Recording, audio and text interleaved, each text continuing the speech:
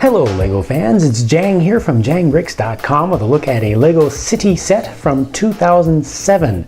This one's called the Fire Hovercraft and it came with 274 pieces. Now I got this set used and opened off eBay, so like many things that you get from eBay, it was missing a few parts. I was able to replace those parts pretty easily because it's a fairly recent set and it doesn't have any really unusual parts other than the hull, if you will, kind of section to it. But what I wasn't able to replace was the set of stickers. You'll notice that there are no stickers on this, and there should be stickers. So I'm sorry about that, but hopefully you'll still be able to see enough of the detail of what this thing should look like here.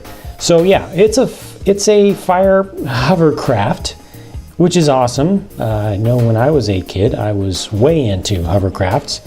I thought that they were really interesting and intriguing and thought they were the wave of the future. If you've not seen this set before, it is based around a single large piece, a single mold. This whole black thing is all one piece. Some wheels are attached on turntables underneath, and they actually elevate the entire thing above the ground.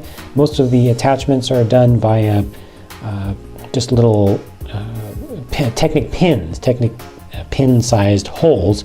You can actually attach some studs back here, but for the most part, stuff is just intended to be attached with pins, which is fine. It works out just fine.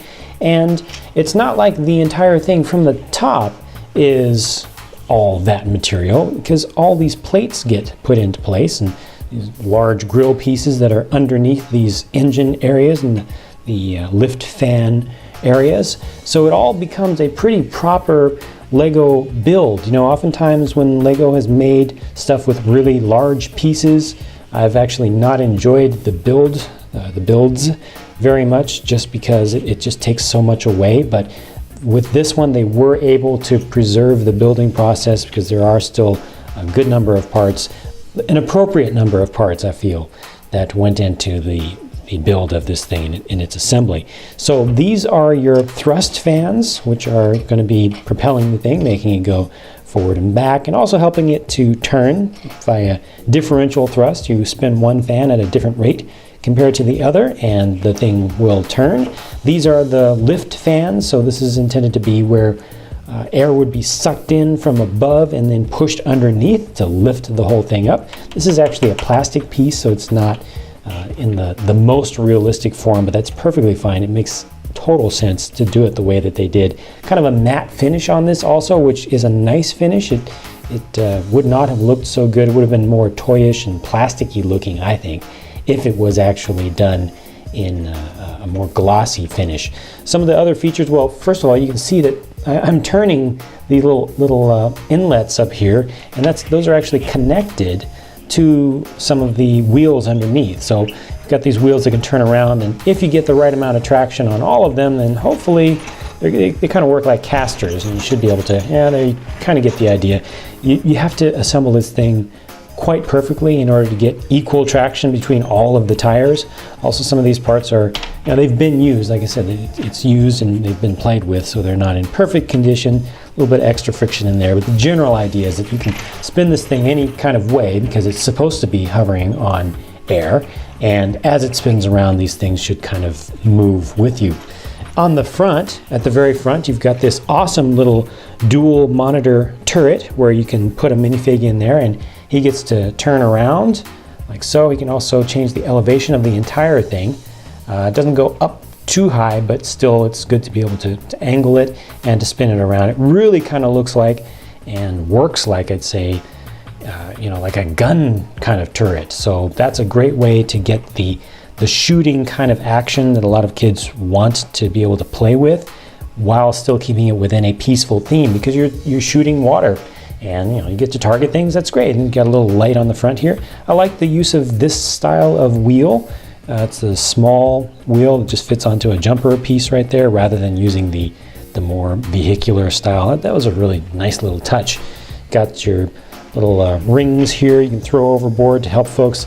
And then on the sides, you also have these monitors, which can be representing remote monitors that are extra high powered, and you can use those, one on either side. There's the other one over there. That's a nice thing.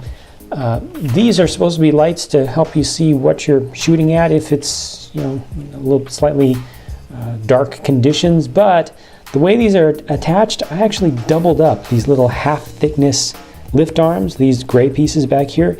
It's supposed to only have one on either side, and it just doesn't create enough friction in there to really hold these together. This one's actually holding in place a little bit better than the other one. The other one's just kind of falling down on the other side. But even with them doubled up, still didn't quite work out perfectly with the way that these came out of the mold. I don't know if that was the greatest choice right there. This section right here looks curious. It looks like it should be doing something. There should be a sticker on top of there, but the real important thing here, wrong side, is this. You've got this wheel, got this wheel here, which is able to open this up, and that's a nice little action there, and it gives you a little compartment. You can see some little tools in there. You can take those out, including a lamp, a little loudspeaker unit, and a set of binoculars, and there's also kind of a saw in there. So those are all things that your minifigs can use. This is very nicely concealed. Got a couple of fire extinguishers there also. And then as you move back farther, you get to the main control section, the whole cabin and cockpit area, which is also pretty nice because it has some nice detailing up above. You've got a little radar dish up here, nice little stock with a couple of antennae and the lights that are pretty important for anything emergency related. This opens up this way, which is pretty good. Let's see if it goes one step farther. I think that might be it. There it goes. Okay, that's as far as it goes. And you got one single seat in there for your captain figure to be sitting there. And he's got a little console that actually has a sticker on it, which I believe was specific to this set. So I think that is the correct one that I actually got with that. I actually got lucky and got one sticker. It's interesting that they put this on one of these little flag style pieces rather than using a tile or something. But only one guy fits in there. That's, you know, that's just how it goes when you scale things like this. I think it looks so good that I'm really not gonna be able to complain at all about that size. A couple more spots for minifig accessories here with your walkie-talkie, an axe here, and another axe on the other side. Extra spot for one, and then again your lift, not your lift, your thrust motors and fans. You can see them from the front, pretty nicely done. Really quick before I talk about these guys, I did try getting the hovercraft to float in water, and it kind of does, but it's not pretty, and it's definitely not designed to float at all. It will start to sink pretty quickly and easily. 3 minifigures with this set. This is your captain figure supposedly, and this is just a random crew member, and that's me, obviously, right? At this time, they were still coming with the extra large personal flotation devices, which were later changed to smaller ones. All of these have the same torso, so I'm not going to take the PFDs off the other two guys. They look exactly the same. I like the high visibility stripes on there. They actually have inside of the kind of greenish yellow there is metallic, and you can see just a little bit of my skin tone actually reflecting off of that because it has so much reflectiveness to it. No prints on the back of these, but at least you do get 2 different types of hats. That's kind of cool. Cool. So you know what I like about this set the most? It's different. It's something that LEGO hasn't done much of.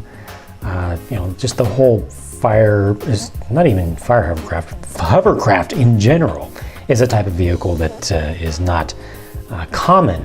So I really appreciate that. I really appreciate that they stepped outside of the normal bounds of just normalcy and went to something unusual. I think it's really cool. I think that it's great to get something that is so versatile that can be used on water and on land, you know, in the imaginary sense only, of course. And they did manage to pull off a very believable design. This is something that could actually exist in real life. All of its features really make sense. So I'm very happy with it. Sorry that I wasn't able to show you the stickers since I didn't get them, but hopefully that didn't take too much away from the detail that you got from this review.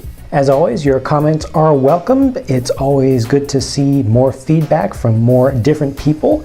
If you'd like to see my reviews of other sets, new and old, be sure to check out some of the playlists on my channel. And if you want to stay on top of everything that I'm doing that's LEGO related, including stuff that you'll never see on video, be sure to follow the blog at jangbricks.com. Hope to see you there, and I'll talk to you again soon.